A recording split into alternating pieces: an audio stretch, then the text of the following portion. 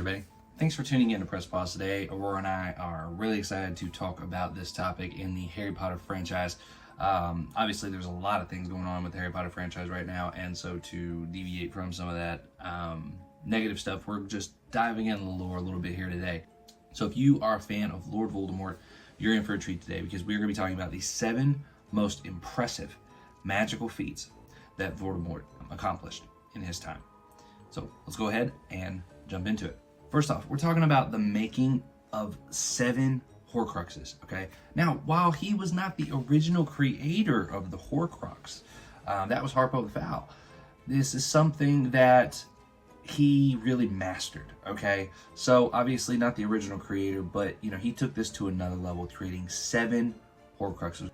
The thing is that, guys, this is a very difficult piece of magic, and, making a Horcrux is exceptionally difficult. It really is. Not just physically and technically, but psychologically as well. This is something that it requires a deep, cold-blooded commitment to killing someone, and it shatters the soul. Okay, followed by like this secret, horrible ritual that binds the soul to an object. It leaves you barren.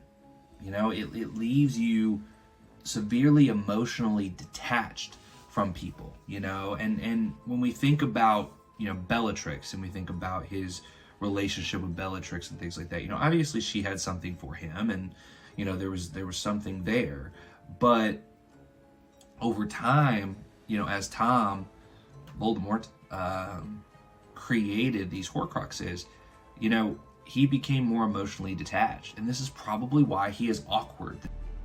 Well done. This is why he is the way he is. He had more charisma when we see him as a younger student in Hogwarts. And the reason for this is because of this, because you become emotionally detached. And so that's something where he could never know love. He could never know friendship. Harry was absolutely correct in that because of the 7 Horcruxes he created. That trauma left him broken, right? But he was able to do it, and that's an amazing feat within itself. Now, Unsupported Flight. This is something not just he had the ability to do, but Severus Snape, who could also do it, had learned it from him. So he did originate this ability. It is a dark piece of magic. It is something that was only known to him and Severus Snape. Now, we don't know what all went into this. We don't know what it took to have this ability, but being the only 2 people that could do this, we thought this was a very unique achievement for him that we needed to put out there. Next is the Jinx on the Dada position. Okay, Dada stands for Defense Against the Dark Arts, if you didn't know. The Jinx itself lasted until Tom had died. Okay, this is a curse. This is a Jinx that's in place that no one could get rid of. Now, granted, not many people knew about this. Okay, Dumbledore absolutely did, because it was spoken in the books. So he absolutely knew about this curse on the position, which really makes you think about Dumbledore. I see you secretly putting the black spot on some people out there. That's basically the wizarding version of the black spot in the Pirates of the Caribbean. Bears the black spot. You're sitting there and you're having somebody get the role of Defense Against the Dark Arts. Something bad's gonna happen to them, right? And it was not something that could be broken. It's cool.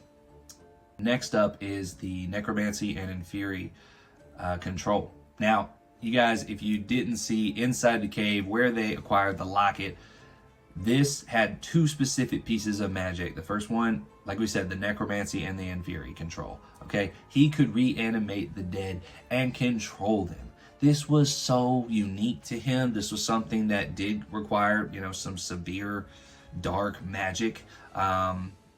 He created it in the cave, and the thing that was most impressive is not just that he could do this, but the amount that he did this. He created an entire army in the cave. You had an army of undead beings. Now, yes, they weren't the best. They hid there in the water and stuff like that. They were afraid of fire, and that was a way to destroy them. That was an amazing feat for the pure amount of them that he created. Now, the next is the Drink of Despair. This is something he originally created himself, okay? And the really amazing thing about the drink is that it is something that creates, like we said, or like it's in the name, despair, okay? This creates intense torturous terror and pain and trauma, and it creates extreme thirst, okay? And it's not quenching your thirst. This is something that is not quenching your thirst. So as you drink it, you don't want to keep drinking more because it's causing you more and more pain. And the longer that you don't drink it, the longer the pain's gonna stay. This puts someone in a tormented state of mind.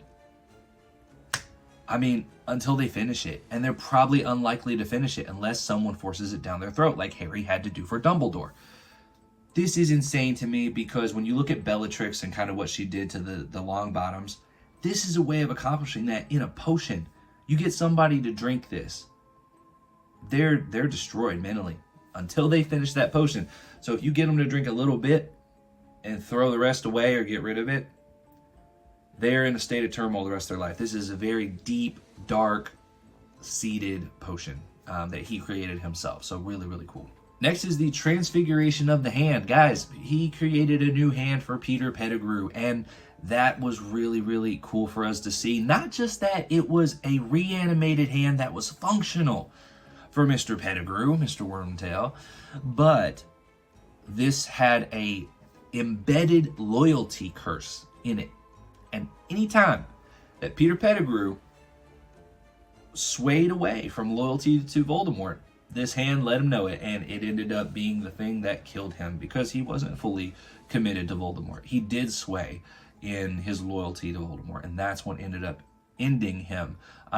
So very interesting piece of magic. I mean, this was a permanent, reanimated hand, fully functional, and imbued with a loyalty curse. Very interesting there. And the last one that we're going to talk about here on the video is the Dark Mark creation. Okay, this is a tattooed imprint that has magical properties imbued within it, and so this could be used to, they say, summon the Dark Lord. It could summon the Dark Lord, but on the reverse end as well, he could also use it to summon his Death Eaters, because every time that he would use this Dark Mark on a Death Eater to summon them, it would cause a burning sensation, and they would have to report for that burning sensation to leave. So in order to be rid of the pain that you're experiencing, you have to come to Voldemort. So very interesting there that he was, so open to creating pain and things like that in his followers. But it makes sense with his MO because he's, removed from emotional, he has emotional detachment because of his Horcruxes. So it makes a lot of sense there. And it all goes back to that emotional detachment, not understanding feelings and emotions, right? So this was our quick little video here on Lord Voldemort himself and the 7 most amazing feats that he accomplished. Obviously, he did some amazing pieces of magic. He did some other things that were really, really cool, but he was aided by the Elder Wand sometimes, and there were other things that he did that it wasn't necessarily him doing it that someone else hadn't done before. These are the things that really stuck out on a different level. Even if he didn't create it himself, he did it on a different level than the original creator. So what did you guys think? Let us know in the comments what your favorite piece of magic from Voldemort was. And if you guys want to go and see the Wizarding World of Harry Potter in Orlando or out in California, reach out to us. We are official travel agents. We are a free service. It does not cost you anything to use us. And we love to help people create their next set of magical memories. Thank you for tuning in. If you enjoyed the content, hit that like and subscribe button. We greatly appreciate it. And we'll talk to you on the next video. Christ is King.